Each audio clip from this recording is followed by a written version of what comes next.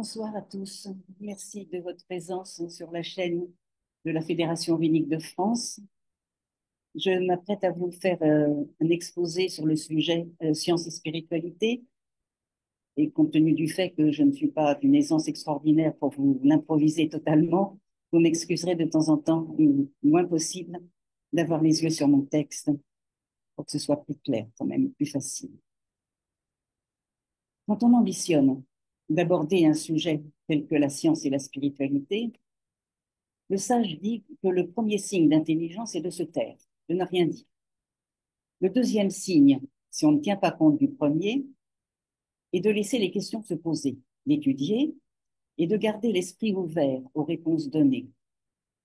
Les recherches scientifiques et spirituelles repoussent les limites de notre compréhension du mystère de la création et de ce fait, elles appartiennent à la connaissance du je ne sais pas.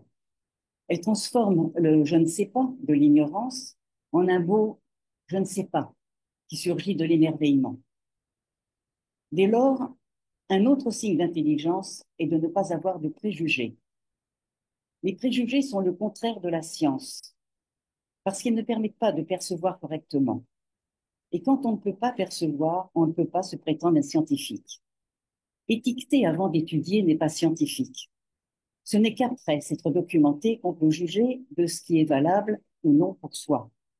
Donc, pour avoir une perception libre, l'esprit doit l'être, avec une volonté enthousiaste d'apprendre de tous bords.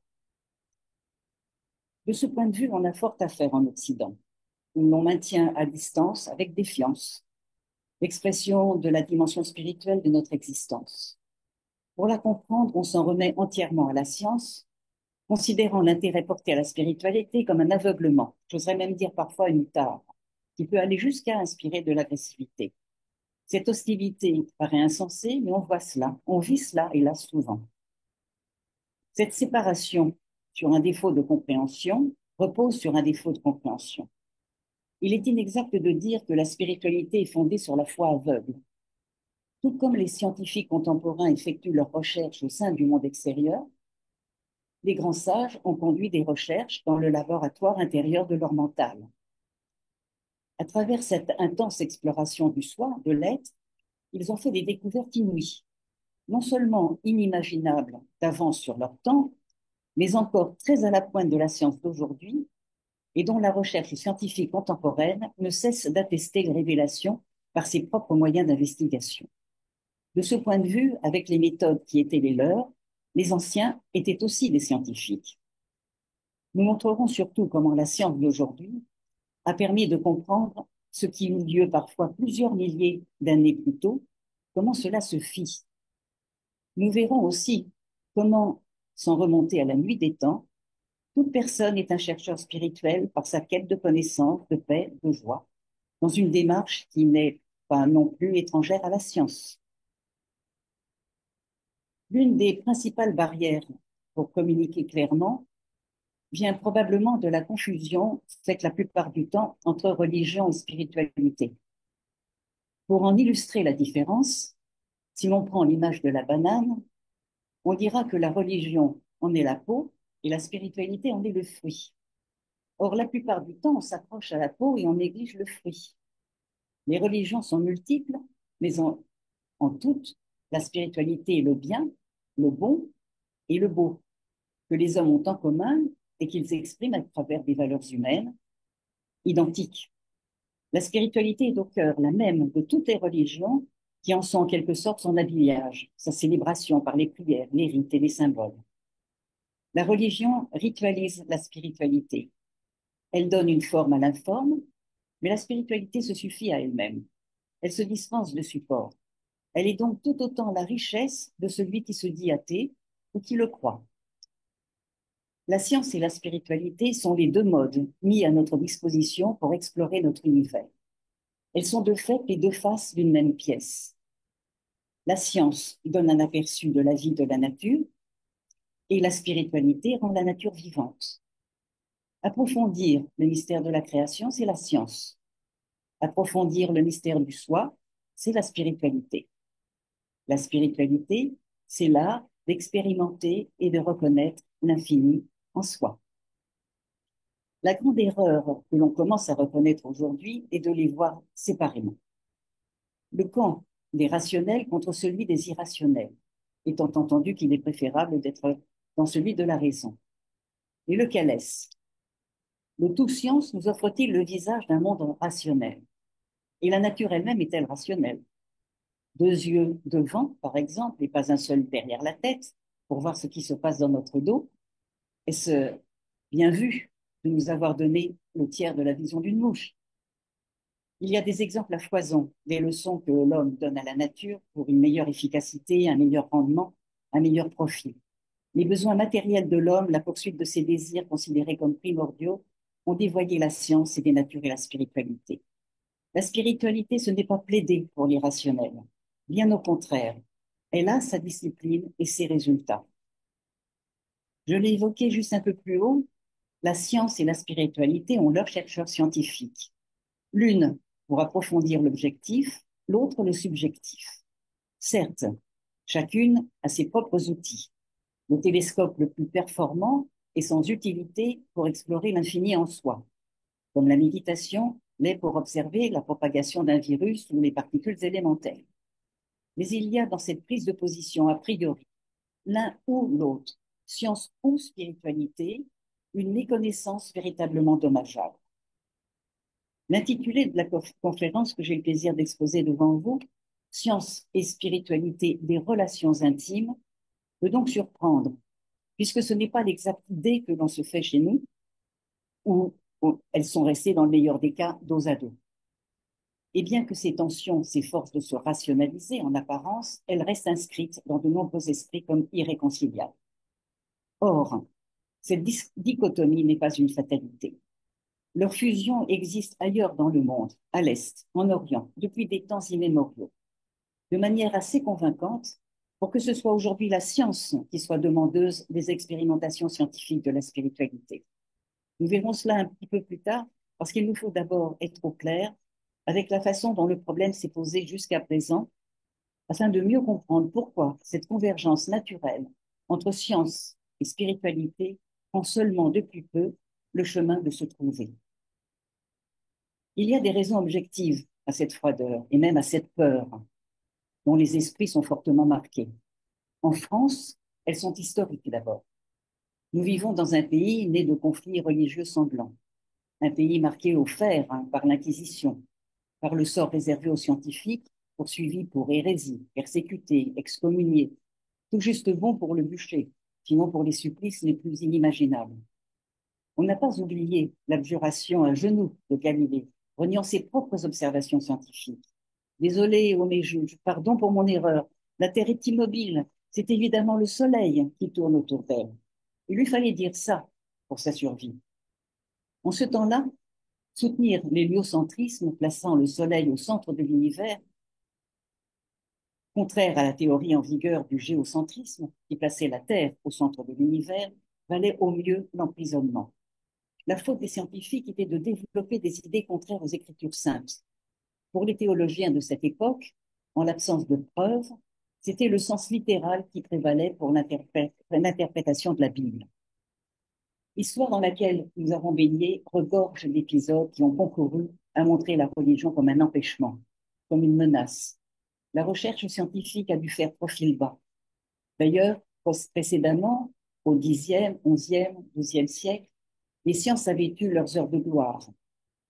Dans le Giron d'Espagne, venu de Cordoue, dite la cité des sciences, leur rayonnement avait vu s'épanouir la civilisation arabo-musulmane, qui fut longtemps l'une des plus grandes aventures de l'esprit. Âge d'or des chercheurs, des savants, des astronomes, des mathématiciens, auxquels nous devons encore beaucoup. Au XIIIe siècle, le repli dans le tout religieux en a signé la décadence. Le fanatisme islamique l'a desséché. Le vent a tourné pour le pouvoir religieux au bout des baïonnettes et sur l'échafaud de la Révolution. Le berceau des droits de l'homme n'était pas non plus un petit nid douillet. Ce fut aux ecclésiastiques de payer le prix fort de leur dogmatisme et autour des hommes de science de régner sur les esprits. La religion se trouva au mieux reléguée dans ses lieux de culte, discrétion, voire silence recommandé. Plus tard, l'instauration de la République l'y assigna durablement. Le principe de laïcité républicain se trouva assimilé à l'athéisme. Ce n'est que ces dernières années que ce concept s'est assoupli. La devise ni Dieu ni maître flottait comme une bannière pour exprimer la volonté individuelle de ne se soumettre à aucune autorité politique ou divine. La reconnaissance en la dimension spirituelle de l'homme s'y trouva du même coup écartée, enterrée. En Occident, en tout cas en France, celle-ci n'est toujours pas un sujet. Avez-vous remarqué, quand quelqu'un évoque sa sensibilité à tel ou tel aspect de la spiritualité, comment il s'empresse de le prévenir, pour ainsi dire, de s'excuser? Pourtant, moi, je suis un cartésien convaincu. Pas, pas de doute, il faut être de ce côté-là, du côté des faits tangibles, que l'on croit être les seuls scientifiquement démontrés. Ils ne le sont pas. Du côté du sérieux, ce n'est pas plus exact. L'influence de Descartes, mathématicien, physicien et philosophe, sera déterminante depuis son siècle, le XVIIe. Et son je pense, donc je suis, continuera d'imprégner fortement les mentalités, souvent de la manière la plus approximative. D'ailleurs, Descartes lui-même en modifiera le sens dans ses écrits, qui furent l'objet de discussions à n'en plus finir et d'affrontements d'écoles de pensée. Ses recherches scientifiques n'ont pas ébloui. En dehors de la réfraction optique, elles ont été la plupart du temps très contestées. Sa philosophie, en revanche, a traversé le temps en tenant le haut du pavé, alors qu'elle n'était pas si claire que ça. On a fait de lui, communément, soit le chantre de l'athéisme, qu'il n'a jamais été, soit un apologiste de Dieu, qui n'était pas davantage. Au final, on l'a consacré chef de file des athées modernes, la référence incontestée de la mauvaise foi. Car Descartes croyait au contraire en l'existence de Dieu. Il était chrétien, catholique, à une période où dominait le protestantisme. Il allait à la messe, mais en rasant les murs. Par prudence envers la censure, il avançait masqué dans tous ses travaux, dissimulant partiellement des idées nouvelles sur l'homme et le monde, comme on peut les lire dans ses pensées métaphysiques qui révolutionneront à leur tour la philosophie et la théologie. En somme, Descartes, lui, n'était pas un cartésien, mais il demeure une référence pour penser qu'un esprit saint doit faire allégeance à la science, assurance de progrès, et s'y tenir. Fait indiscutable, les progrès dus à la science ont apporté une évolution considérable à nos sociétés. La science n'a plus à faire ses preuves pour démontrer son génie. Elle a réalisé d'énormes avancées en matière de technologie et de médecine, en chirurgie réparatrice, chirurgie cardiaque, transplantation d'organes, greffe de membres, de prothèses, etc. Et par ailleurs, en matière d'aéronautique, d'armement militaire, d'application du nucléaire, etc. Elle a contribué à notre aisance dans le quotidien, à l'amélioration de notre confort physique et de notre compréhension du monde matériel. Le progrès, c'est l'autre principale raison objective pour l'Occident d'avoir pris résolument le parti de la science. Par ses découvertes éblouissantes, on peut même dire époustouflantes, le progrès a donné confiance dans son potentiel et ses promesses d'avenir. La science s'autorise depuis à suivre de très près, voire à devancer les désirs ou les fantasmes les plus fous, avec des expériences génétiques parfois effrayantes. La spiritualité a bien du mal à faire valoir son éclairage dans les questions d'éthique. Sa voix est faible lorsqu'il s'agit de répondre aux interrogations naturelles sur l'euthanasie, la procréation médicalement assistée ou la gestation pour autrui. Elle n'est pas très audible non plus sur le don d'organes ou la transfusion sanguine. La position idéologique prévaut. Loin de la nébuleuse associée à la foi, la vision carrée de la science rassure ses croyants. Elle renforce leur conviction qu'elle peut tout. Simple affaire de temps, la science finirait par élucider tous les mystères. Ces dévots n'en démordent pas. Inutile d'aller chercher ailleurs, ce temps béni arrivera, où la science sera à même de créer le paradis sur Terre. Dès lors, le progrès scientifique a convaincu qu'il était synonyme de paix. Maintenant qu'il est allé au bout de sa démonstration, au bout de toutes ses offres, on sent bien qu'on n'est pas là dans la vérité exhaustive. On voit le gouffre du manque et on désespère. C'est un fait dont on est en train de prendre pleinement la mesure. Un réel niveau d'alerte est atteint dans nos sociétés. Comment ne pas le voir?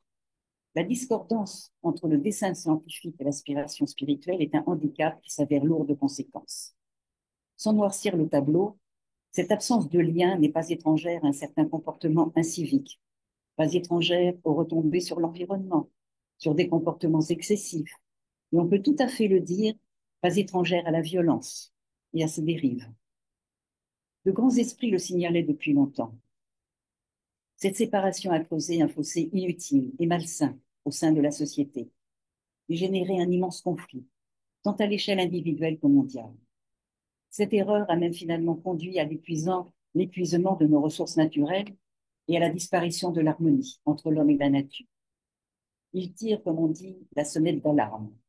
Si nous voulons que le monde continue à fonctionner de manière durable et équilibrée, science et spiritualité doivent s'unir. L'époque actuelle et le monde qui nous entoure exigent cette transformation. La science sans la religion est boiteuse. La religion sans la science est aveugle, disait Einstein. L'étonnant est qu'on a préféré douter de son jugement, jusqu'à dénigrer son savoir, avec les moyens intellectuels qu'on présume, plutôt que de tendre l'oreille à sa mise en garde. C'est aussi qu'entre les deux, la technologie a pesé de tout son poids, en jouant sa propre partition. L'objectif principal de la science est d'essayer de comprendre la nature. Le but de la technologie est au contraire de gagner de l'argent sur l'exploitation de la nature, pour apporter information et confort aux vivants. On parle communément d'apporter du rêve. Elle est d'autant plus plébiscitée. Malheureusement, la technologie pousse la science au-delà de sa vocation, afin que l'industrie s'enrichisse davantage. Dans cette affaire juteuse, les scientifiques sont incités à faire plier la science aux souhaits d'intérêts particuliers, conçus par une industrie cupide. Certains s'associent à des projets douteux. C'est aujourd'hui le fléau de la science que de considérer la technologie comme le principal enjeu. Lorsque les valeurs spirituelles, les valeurs humaines sont oubliées, au lieu d'apporter du confort, la technologie apporte la peur et la destruction. La technologie sans les valeurs humaines considère la nature comme un objet mort. Aux yeux des enfants, il n'y a rien de mort dans le monde. Les animaux, les arbres, le soleil et la lune, ils sont tous vivants. Ils ont tous des émotions, ils ont tous des sentiments. Aux yeux des adorateurs de la technologie, de ceux qui mettent la technique au-dessus de l'humain, même les êtres vivants sont comme des objets, comme des robots. La technologie sans la compassion est un poison violent. Il y a des exemples à foison de leçons que l'homme donne à la nature. Je l'ai dit plus haut. Malgré tout, l'obstacle n'est pas insurmontable. Excusez-moi. L'évolution à laquelle nous aspirons reste à notre portée, puisque qu'on le veuille ou non, science et spiritualité sont intimement liées. L'une ne va pas sans l'autre et l'autre sans l'une, c'est tout à fait impossible. C'est de la réalité de ces relations intimes et de ce qu'elles nous enseignent dont nous allons parler maintenant. Tournons-nous du côté de l'Orient, où un accord naturel profondément harmonieux existe entre le monde extérieur et le monde intérieur. On savait depuis toujours qu'il n'est pas contradictoire, mais étroitement connecté, qu'il y avait une extension de l'un à l'autre. La spiritualité indienne ne les a pas opposés, les considérant parfois plutôt comme les deux faces d'une même pièce. La science s'occupe du visible, la spiritualité de la vision. La pure conscience qui est notre être intérieur, l'ultime, l'essence ultime de notre existence, elles sont les mêmes comme jumelles. On va jusqu'à dire que science et spiritualité, c'est la même chose. C'est une connaissance tout à fait enthousiasmante, véritablement merveilleuse. Quel est donc ce lien entre la science et la spiritualité? Entre le qu'est-ce que ceci et le qui suis-je? De quoi tout cela est-il fait? Le premier lien est déjà qu'elles parlent toutes deux le langage de la science. Elles relèvent toutes deux de la pensée relationnelle que les philosophies orientales ont toujours encouragée. La tradition védique donne une grande place à l'intellect.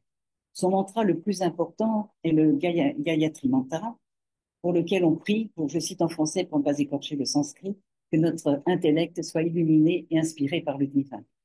Ou encore ce mantra, Satyam Palam Dhimai, que mon intellect s'imprègne de la réalité transcendantale. C'est l'intellect qui divise le monde, et ce même intellect peut le rassembler dans sa dimension spirituelle, en s'imprégnant de la divinité. La spiritualité, comme la science, accorde ainsi de l'importance à l'intellect, à la logique et à la rationalité. Tout ce qui n'est pas en accord avec l'intellect ou qui n'est pas aligné sur l'intelligence ne peut être appelé science. La science consiste à connaître ce qui est. Faire l'analyse systématique de ce qui est, c'est la science. Lorsque vous voyez les choses sous cet angle, vous réalisez que la science et la spiritualité fonctionnent selon les mêmes principes.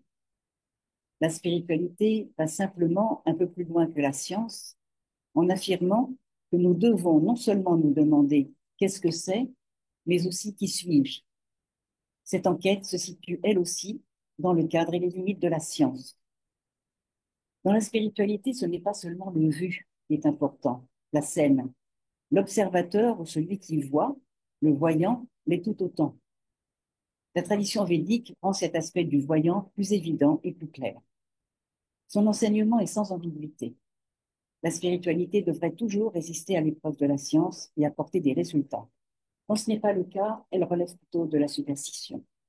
Or, sa véritable base est la science. Nous nous intéressons donc à une spiritualité qui va de pair avec la science. Cela dit, il y a une différence basique entre l'Orient et l'Occident. L'Occident dit qu'il faut d'abord croire et qu'on saura plus tard. En Orient, on dit qu'il faut d'abord savoir, puis croire, ou non. C'est à soi de décider. Mais il faut d'abord savoir. La connaissance vient en premier. C'est pourquoi dans l'histoire de l'humanité, l'Orient, contrairement à l'Occident, n'a jamais persécuté aucun scientifique. Cela ne s'est jamais produit. L'Orient a toujours encouragé les scientifiques, mais s'ils faisaient partie du système. Donc en Orient, on dit d'abord expérimenter et ensuite croire. Et en Occident, on dit d'abord croire, puis conforter par l'expérience. Faire l'expérience à l'avenir, ce qui n'est théoriquement pas le mode de la science. Par exemple, la connaissance que les pesticides et les engrais chimiques sont bons pour les plantes est venue de la science. Et les gens y ont cru, partout dans le monde. Ils ont été utilisés. Mais ensuite, la connaissance est venue, qui n'était pas bon. Et la foi s'est déplacée vers l'agriculture biologique. Même chose avec les antibiotiques ou encore certains vaccins.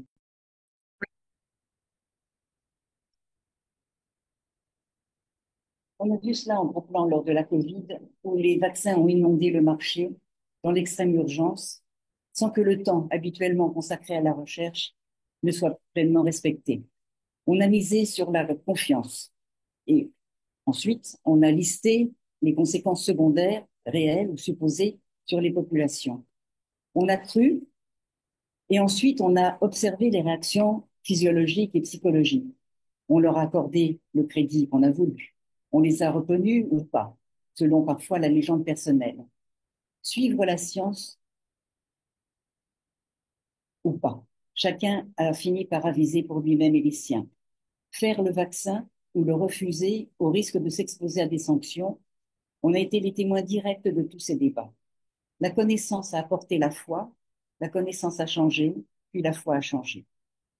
On a discuté âprement de la foi aveugle que la science réclamait aux patients, et certains ont choisi le refus de s'y soumettre.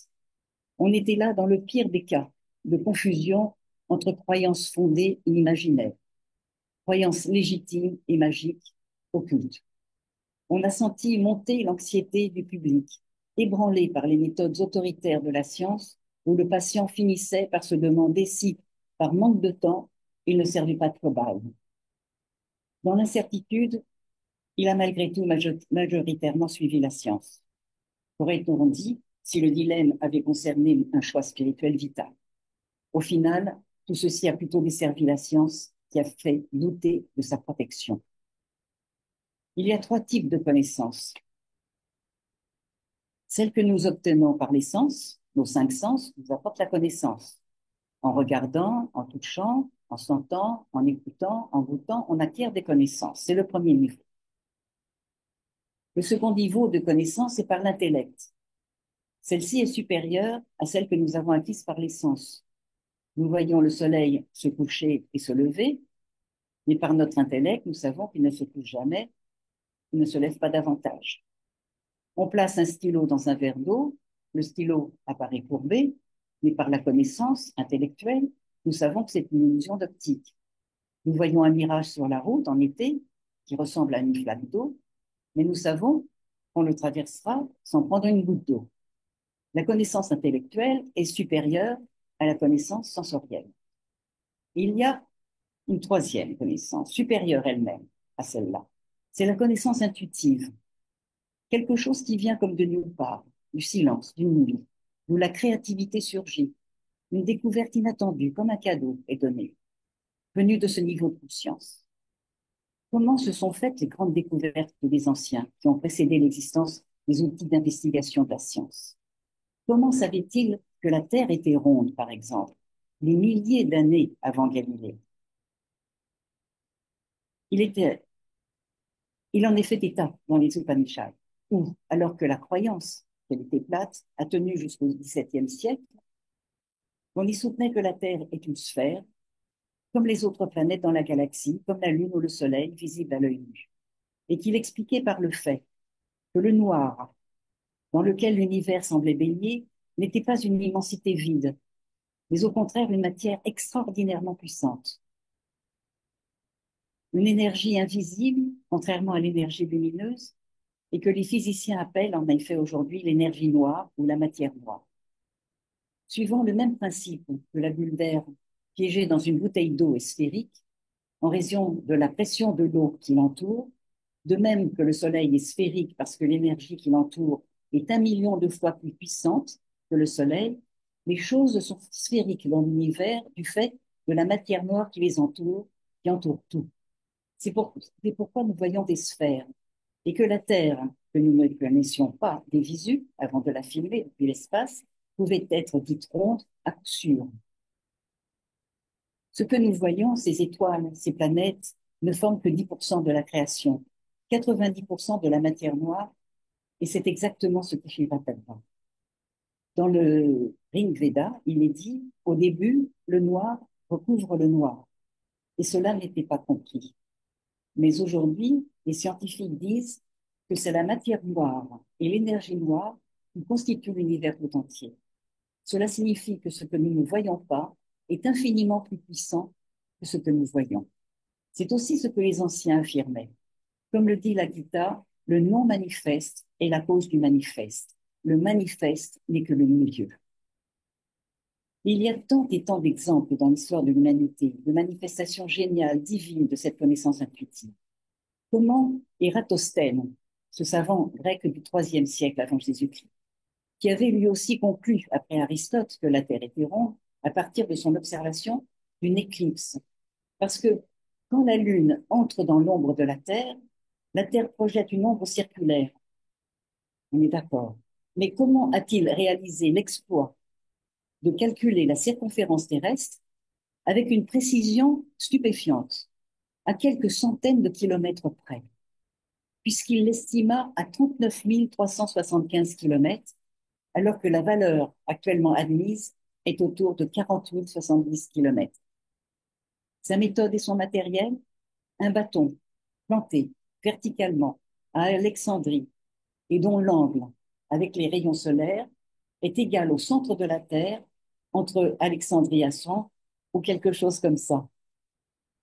Comment un philosophe grec, Démocrite, né au 5e siècle avant Jésus-Christ, pouvait-il affirmer sa conception d'un univers constitué d'atomes et de vide, considérant que la matière est constituée de petites particules invisibles et insécables, des siècles avant les travaux sur la mécanique quantique qui n'ont au plus que 150 ans d'âge?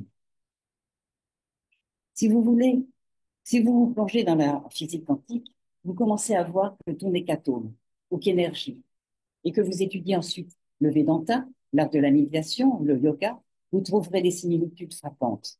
Vous constaterez que l'on parle le même langage. Adi Shankaracharya disait tout ce que vous voyez n'existe pas. L'un des plus grands scientifiques de notre époque, le physicien allemand Hans-Peter Dürr, qui succéda à Einstein, disait à son tour, j'ai étudié la matière pendant 35 années pour découvrir qu'elle n'existe pas. J'ai étudié quelque chose qui n'existe pas. Sans télescope géant, Sans véritable démonstration possible, ils ont affirmé avec la certitude d'une science exacte les conclusions de leur intuition. Comment les anciens savaient-ils tout ce qu'ils nous ont révélé, sinon par ce sixième sens? Nous sommes tous dotés à la naissance de ce sixième sens, mais on ne le conserve intact que durant les premières années de notre enfance. Ensuite, il s'estompe, s'efface et disparaît du fait de notre type d'éducation, de culture, de formation, etc., tout en disant à nous formater. On peut développer ce sixième sens, le renforcer, lui donner davantage de résistance face à ce qui altère, voire contrarie sa libre expression. Après l'âge de 8 ans, c'est trop tard. Jusqu'à 18 ans, l'âge de la finition du cerveau, quelque chose peut être préservé. Ensuite, pour pallier le déficit, il y a la méditation. L'eau de consolation pour tous, à tout âge, qui ouvre la porte de ce troisième niveau de connaissance. Nous n'avons pas le temps de développer cette formidable question ici. Elle fera l'objet d'une prochaine conférence. Mais il est intéressant de savoir que Art of Living et d'autres, je ne connais pas précisément, travaillent à permettre aux enfants de conserver ce don de la nature qui les met tous à égalité de chance. C'est la bonne fortune, la bourse, en quelque sorte, que tous les écoliers ont reçu du ciel, offerte au départ de leur formation, et qu'il est triste de voir cachée. 80 000 enfants ont à ce jour suivi les stades du processus d'intuition mis au point par Sri Ravi Shankar. Il serait passionnant que la science se penche un jour sur ce phénomène de la conscience qui permet à des enfants de faire des choses inimaginables, éprouvées. Donc, pour nous qui avons passé l'âge de bénéficier de ce trésor de l'enfance, il y a la méditation. Au commencement, la méditation apporte juste de la relaxation. Au niveau suivant, elle apporte de l'énergie, du dynamisme. Puis vient la créativité. Au quatrième niveau, elle apporte l'enthousiasme, la joie, le sentiment de complétude. Et le cinquième est indescriptible, simplement impossible à décrire. L'unité se produit avec tout l'univers. Cet état de l'atma par lequel le moi individuel fusionne avec la vaste énergie omnipotente, la conscience absolue universelle, ou Dieu, est Turiya. Atteindre l'état de Turiya, de félicité absolue, est appelé Nirvana. Il n'y a rien au-delà, ni en deçà, ni au-dessous, ni au-dessus. C'est la grande étape. Le sage nous y engage. N'arrêtez pas avant ça. Nous existons en faisant partie d'un tout infiniment grand. Nous sommes faits des mêmes éléments que l'univers. Nous sommes faits de terre, d'eau, de feu, d'air et d'éther. Ce cinquième élément a d'ailleurs été mis en évidence par les anciens. Et cette substance-là est très importante. C'est Shiva Tattva, être complètement immergé dans le mystère de la vie et de cette création et le samadhi. Un génie, Albert Einstein, incarnait parfaitement l'approche de ces deux facettes de la science. Quand on parle de science et de spiritualité, on est toujours porté à le citer parce qu'il est le chercheur scientifique qui a probablement été le plus expressément troublé par l'étendue, par le poids de l'ignorable. Contrairement à d'autres scientifiques qui pensent que tout mystère est à portée d'étude, lui sait avec certitude qu'une part d'inconnu gigantesque se dérobera toujours aux ambitions de la science. On demandait à celui qui va approfondir les travaux sur la physique quantique de Planck, il leur donnera un retentissement planétaire, comment il avait fait tant de découvertes avant d'en avoir les données. Il répondra, c'est à cause de mon retard mental. Je le dois à mon absence de maturité, parce que je me pose des questions d'enfant avec un cerveau d'adulte. C'est ce qui m'a mené à la théorie de la relativité. Quel dialogue extraordinaire cela aurait été s'il avait eu la chance de rencontrer l'un des grands maîtres de la tradition védique. Il ressentait ce manque, il l'exprime de la manière la plus lucide dans ses pensées, non seulement pour avancer dans certaines de ses découvertes dont il avait l'intuition géniale, mais aussi en tant qu'homme, malheureux, tourmenté peut-être, d'avoir été un immense chercheur et de ne pas avoir trouvé comment ne pas être le père désastreux dont il souffrait. La vraie valeur d'un être humain se mesure à sa capacité de vivre l'infini illimité de l'être. Einstein savait cela. Il signait déjà sans le rechercher les prémices d'une spiritualité visionnaire. Sa théorie de la relativité était née de rêveries, oscillant entre rationalité scientifique et réflexion métaphysique. La science, avec la mécanique quantique, a fait des découvertes extraordinaires qui rejoignent les enseignements reçus de la spiritualité. Les scientifiques ont établi que notre conscience transcende le corps physique. La conscience existe indépendamment du cerveau. Elle n'est pas locale. Découverte majeure. Il est aujourd'hui reconnu par la science que la conscience survit au corps physique. L'énergie ne peut pas être créée ou détruite. Elle ne peut être changée que d'une forme à l'autre, disait Albert Einstein. Tout est énergie et c'est tout ce qu'il y a à faire. Faites correspondre la fréquence de la réalité que vous voulez et vous ne pourrez qu'obtenir cette réalité. Il ne peut en être autrement. Ce n'est pas de la philosophie, c'est de la physique. La physique quantique a la réputation d'être difficile d'accès. En fait, quelqu'un comme Richard Feynman, qui a remporté le prix Nobel pour ses travaux sur l'électrodynamique quantique, disait, y trompez-vous. Si vous pensez comprendre la physique quantique, vous ne la comprenez pas. Par cette pirouette, la citation fait allusion à quelque chose de très intéressant. Le chercheur comprend en fait très bien la physique quantique, qui est sans doute la théorie scientifique la plus aboutie et qui a permis d'inventer des technologies comme les ordinateurs, les appareils photonumériques, les écrans LED, les lasers et les centrales nucléaires. La physique quantique est donc la partie de la physique qui décrit les plus petites choses de notre univers, molécules, atomes, particules subatomiques, etc. Ces choses-là ne fonctionnent pas tout à fait de la même manière que celles auxquelles nous sommes habitués. C'est fascinant parce que nous et tout ce qui nous entoure sommes faits à partir de la physique quantique. Et donc, c'est vraiment comme ça que l'univers entier fonctionne. Protons, neutrons et électrons comme des particules. Mais en physique ou mécanique quantique, c'est la même chose. On décrit tout comme des ondes. C'est ce qu'on appelle une fonction d'onde. Néanmoins, cette fonction d'onde n'est pas une onde physique réelle, comme une onde sur l'eau ou une onde sonore. Une onde quantique est une description mathématique abstraite. Pour obtenir les propriétés du monde réel, comme la position ou la quantité de mouvement d'un électron, on doit effectuer des opérations mathématiques sur cette fonction d'onde. Il semble qu'il s'agisse là d'une caractéristique fondamentale de l'univers, s'écarte considérablement de l'univers déterministe, réglé comme une horloge de la physique classique, comme les découvertes de Newton par exemple. Ce modèle de fonction d'onde prédit incroyablement bien ce que feront les particules subatomiques. Mais bizarrement, on n'a aucune idée si cette fonction d'onde est littéralement réelle ou non. Personne n'a jamais vu d'onde quantique, car lorsqu'on mesure un électron, on ne voit qu'une particule d'électrons ponctuels. Il existe donc un royaume quantique caché où les ondes existent, mais puis le monde que nous pouvons voir, où toutes les ondes se sont transformées en particules. La barrière entre les deux est une mesure. On dit qu'une mesure effondre la fonction d'onde, mais on n'a pas de données physiques pour décrire comment l'onde s'effondre. Il s'agit d'une lacune dans nos connaissances appelée justement le problème de la mesure. Et c'est l'une des choses auxquelles Feynman faisait référence. Détrompez-vous, si vous pensez comprendre la physique quantique, vous ne la comprenez pas.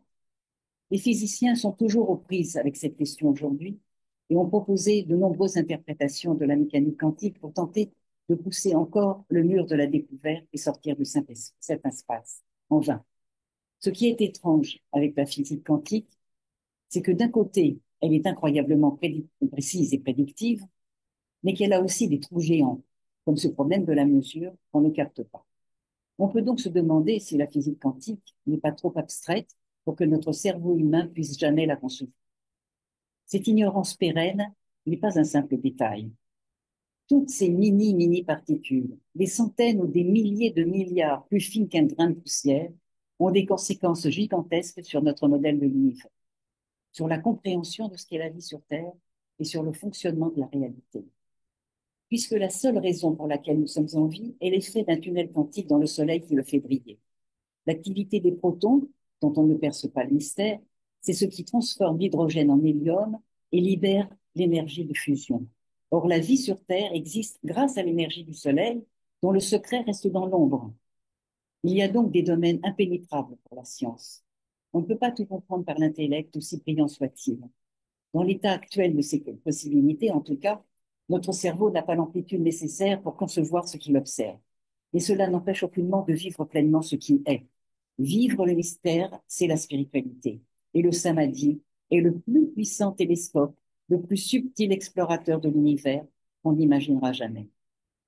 De ce fait, la physique quantique a rendu la méditation facile à saisir, à défaut de l'expliquer. Qu'est-ce qui se passe lorsque nous méditons? Techniquement, comment cela fonctionne-t-il?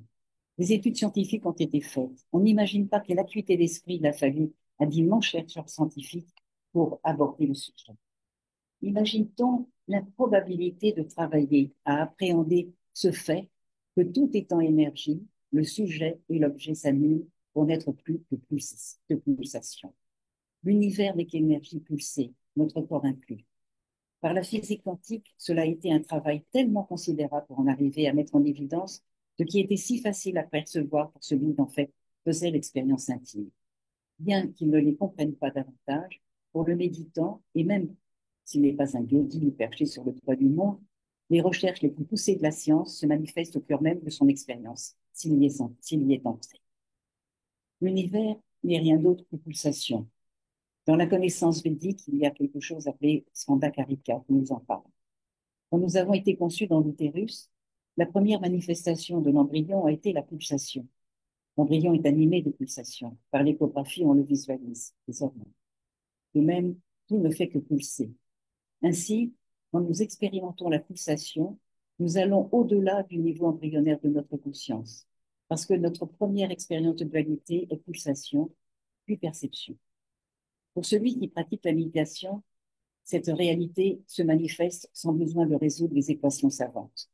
Mais pour celui qui envisage la méditation comme le passe-temps, la distraction d'un monde à part et qui, côté cependant d'un intellect pointu, se demande comment ce qu'on en rapporte peut se faire, cette connaissance lui paraît une vue de l'esprit. Ils se sont tout à fait dépassés ou abusés, ce qui peut être un encouragement à méditer. Une fois la guerre ouverte cessée, longtemps encore science et spiritualité, dans le meilleur des cas, ce sont des délires. Puis la spiritualité a eu besoin de la science pour accréditer ses révélations. Désormais, c'est davantage la science qui a besoin de la spiritualité pour aller là où elle ne peut pas aller par ses seuls moyens. Ainsi, par la force des choses, des ponts se sont établis entre elles. La NASA a été certainement la plus audacieuse dans ce domaine et demeure à l'avant-garde pour s'intéresser au monde de la spiritualité, à ses effets, à ses bénéfices. D'abord par nécessité pour ces chercheurs de comprendre aussi parfaitement que possible le fonctionnement du corps humain et du psychisme. La NASA a donc entrepris d'observer tout ce qui se produit chez l'être humain, même et surtout l'extraordinaire des phénomènes rencontrés chez des êtres d'un niveau spirituel d'exception. Pour chercher à comprendre, par exemple, pourquoi le corps défunt des saints se décompose beaucoup plus lentement que celui, disons, du commun des mortels. Des études ont été entreprises sans œillères sur les manifestations de lévitation, de téléportation, d'invisibilité, etc. Ces pouvoirs de l'humain dont les Yoga Sutras de Patanjali éclairent l'existence, susceptibles de transformer la matière corporelle physique. À l'appui de toutes ces interrogations, des dizaines de milliers d'observations sont à l'étude dans le monde entier. Le voyage dans l'espace n'est pas seulement un challenge technique. Il s'agit aussi pour la NASA de ramener sur Terre ses champions en bon état ou avec des désordres réparables, intéressants à observer. Or, un voyage spatial n'est pas anodin pour le corps humain, qui va subir un certain nombre de transformations, dues en particulier aux effets néfastes de l'apesanteur sur l'organisme.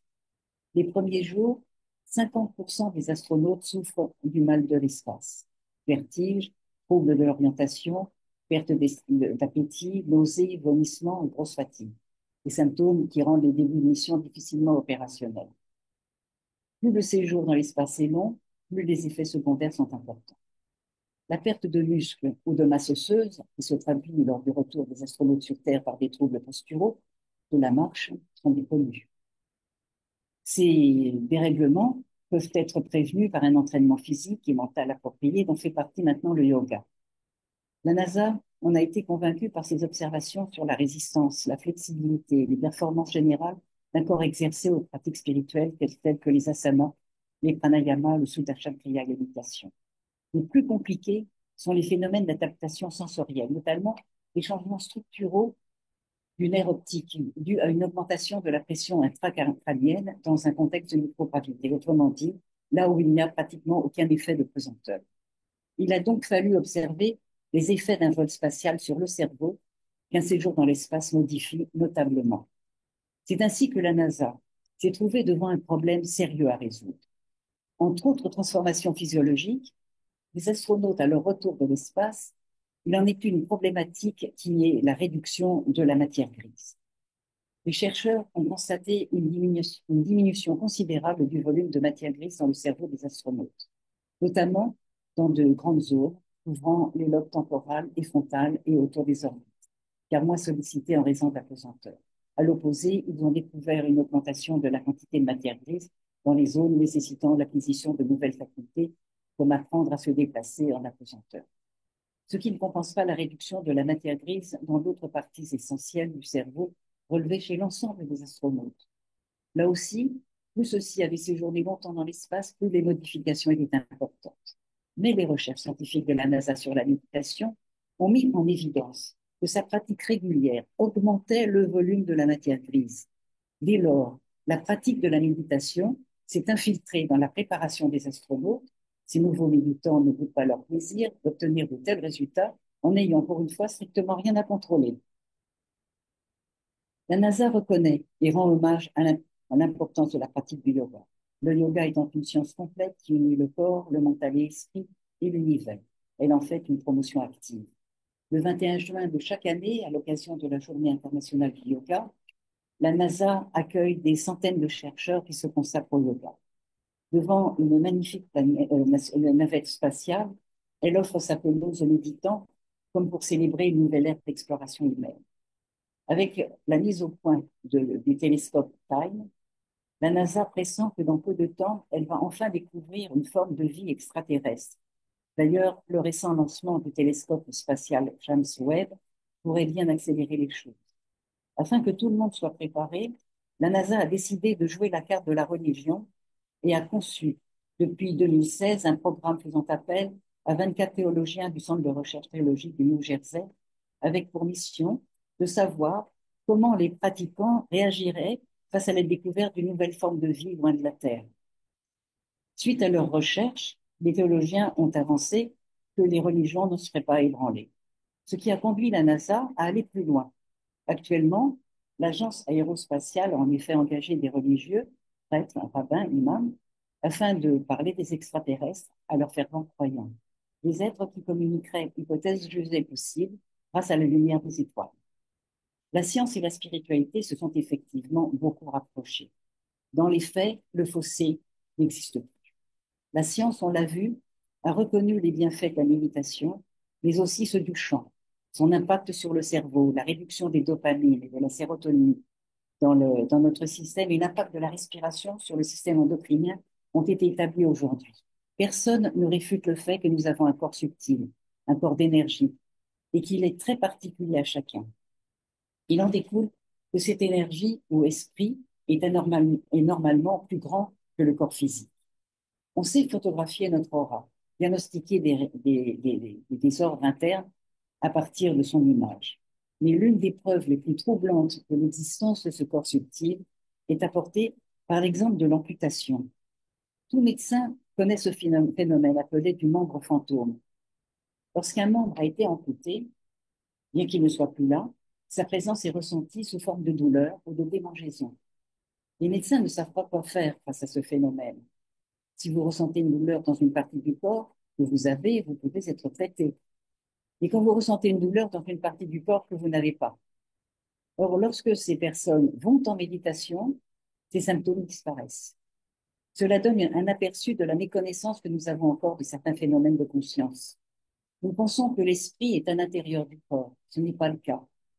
Le corps est à l'intérieur de l'esprit. L'esprit n'est pas seulement dans notre cerveau, il est partout dans le corps et autour.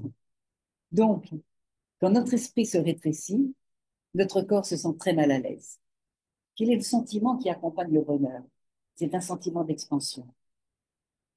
Vous allez dans n'importe quelle partie du monde et vous demandez à n'importe qui, quel est le sentiment, la sensation associée au bonheur?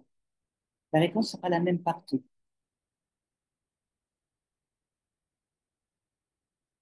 C'est un sentiment d'expansion. Vous l'avez dit, hein?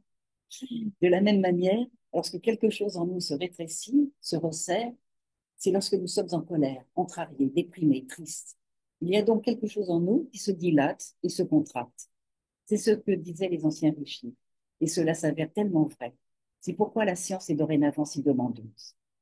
Preuve est faite que la science et la spiritualité peuvent dialoguer de manière féconde dans le respect de leurs méthodes respectives. Elles n'ont donc aucun intérêt à travailler séparément. De nombreuses universités, pour la plupart américaines, mais aussi en Norvège, à Oslo, possèdent leur laboratoire scientifique de recherche et travaillent à apporter des preuves scientifiques parce que la spiritualité a mis en évidence à travers les âges par une autre fois. Je le recommencerai tout ça. Parmi d'autres, les neurosciences ont fait récemment une découverte très excitante. Cela s'appelle Mirror Neuron System. Quelque chose dans notre cerveau est le reflet de ce qui se passe dans le cerveau de l'autre. Il peut le pressentir, le deviner, le comprendre d'instinct, comme on le dit communément. Chacun en était évidemment pourvu. Les êtres humains sont de fait câblés en tant qu'espèce. Nous sommes câblés en tant qu'interlocuteurs. Nous sommes câblés pour avoir un comportement altruiste. L'action bienveillante, disons en résumé humanitaire, stimule un certain centre du plaisir dans le cerveau. C'est cette même zone, exactement la même, qui est stimulée par la cocaïne. Pour mon bien-être, je peux ramasser des ordures sur la plage, par souci de l'environnement, ou pour prendre de la cocaïne. J'obtiendrai la même réaction chimique. Certes, l'intensité du plaisir du ramassage d'ordures, même sur une plage de rêve, peut être supplantée par la drogue, qui, on le sait, est très forte pour tromper son monde. Mais on a aussi mis en évidence scientifiquement que pour obtenir une réaction durable avec la cocaïne, il faut augmenter la prise parce qu'elle émousse, puis détruit la capacité de la structure du cerveau à en faire l'expérience durablement. Ce n'est résolument pas la voie du nirvana. La recherche fournit aujourd'hui une somme importante de travaux passionnants et qui rejoignent et corroborent ce que nous expérimentons par la mise en pratique des valeurs humaines auxquelles toutes nos civilisations sont attachées. À partir du moment où l'on sait que tout est lié dans l'univers, qu'il n'y a pas le moindre gap, que l'interdépendance est totale, que nous sommes faits des mêmes acides aminés, des mêmes enzymes, des mêmes bactéries, des mêmes molécules, des mêmes atomes, sujets aux mêmes réactions, aux mêmes idéaux, etc. Quand la science rejoignant la spiritualité nous dit que tout est illusion, il en ressort nécessairement que toute séparation venue du mental est artificielle, qu'elle soit idéologique ou autre, portant les couleurs du drapeau de tel ou tel isme, dont on peut au fond ne retenir qu'un seul, puisque tous les autres s'y apparentent, le sectarisme. Le sectarisme est le montage d'un esprit qui n'a pas compris. Quand on ne comprend pas, on est incapable de raisonner et d'agir judicieusement. La curiosité est la mère de la science, l'émerveillement est la mère de la spiritualité, dit Gurudev Sri Ravi Shankar. Mon exposé s'arrête là, où il aurait pu commencer, puisque cette création est un secret insondable, et ces mystères ne font que s'approfondir. Notre savoir ou notre connaissance n'ont pas vraiment d'importance pour ce qui est. C'est pourquoi mon propos n'était pas tant d'apporter davantage d'éléments de compréhension que de constater combien science et spiritualité participent du même enchantement. En somme, ici, on pourrait tout oublier.